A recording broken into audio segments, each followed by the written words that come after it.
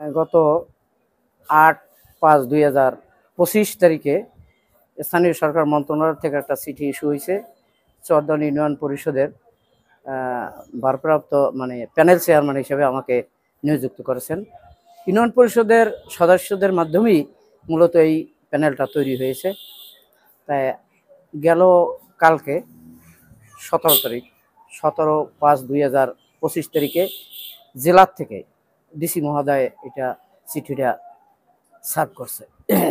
তা আমি চরদান ইউনিয়নে দীর্ঘদিন ইতিপূর্বে 2003 থেকে 11 পর্যন্ত আমি একসময় ইউনিয়ন পরিষদ দায়িত্বে ছিলাম মেম্বার হিসেবে 3 নং চরদান ইউনিয়নের 4 নং ওয়ার্ডের।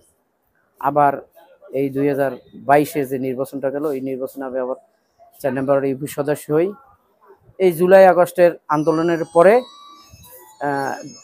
আমাদের পাথরঘাটা উপজেলার সকল চেয়ারম্যানরাই অনুপস্থিত থাকার কারণে তাদের চেয়ারম্যানি থেকে তারা দূরে, সেই সুবাদে সরকার কর্তৃক প্যানেল চেয়ারম্যান নিযুক্ত করছেন। সেখানে আমি এই আগে যে প্যানেলে ছিলেন উনি অপারগতা প্রকাশ করার পরে আমার এই ইউনিয়ন পরিষদের সকল ইউপি সদস্যরা মিলে আমাকে এই দায়িত্বভার দিয়েছেন। সেটা আবার জেলার থেকে উপজেলা থেকে জেলায়, জেলার থেকে আপনার স্থানীয় সরকার মন্ত্রণালয় দেয়। স্থানীয় সরকার মন্ত্রণালয় ওইটা ৮/৫/২০২৫ তারিখে ওইটা কার্যকরী করেন।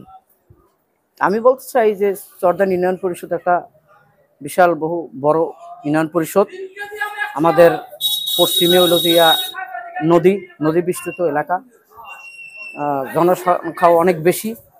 আমি এই গুরু দায়িত্ব যখন আমাকে স্থানীয় সরকার মন্ত্রণালয় দিয়েছেন, আমি চেষ্টা করব অত্র এলাকার জনসাধারণকে সেবা দেওয়ার জন্য এবং অত্র এলাকার মানুষ যেন আমার ইউনিয়ন পরিষদ দ্বারা যেন সুন্দর মতো সেবা পায়, সেই চেষ্টা করবো ইনশাল্লাহ। আমি সর্বোপরি এই প্যানেলের সকল কৃতিত্বের অধিকারী হইল আমার দলের নির্বাহী কমিটির ভাইস চেয়ারম্যান জনাব আলহাজ নুরুল ইসলাম মনিবে, আমার নেতা। তার বদৌলতেই মূলত এই আমার প্যানেল আমার হয়েছে, কারণ সে না হইলে মূলত এই প্যানেল আমার হইতো না। এটা বাস্তব কথা। যেহেতু এই প্যানেলটা হওয়ার কথা ছিল অনেক আগে, যখন সে হস্তক্ষেপ করছে তখনকারই আমার এই প্যানেল আমার কাছে আসছে। কারণ সে না থাকলে এই প্যানেল হওয়া কোনো প্রকারই সম্ভব ছিল না এবং হইতো না। এটা আমি তার কাছে কৃতজ্ঞতা প্রকাশ করি। আমাদের মূলত পাথরঘাটা উপজেলায় দলের দুঃসময়ে আমরা যারা এই আন্দোলন সংগ্রামে আমরা ছিলাম, এবং আমি ব্যক্তিগতভাবে দলের বাইরে কোনোদিনও যাই নাই এবং দলের মধ্যে থেকেই এই আন্দোলন সংগ্রামে আমি ছিলাম। এবং 20 জুলাই আমি অ্যারেস্ট হই এই ফ্যাসিস্ট সরকারের মাধ্যমে, আওয়ামী লীগের শাসনে। আমি 7ই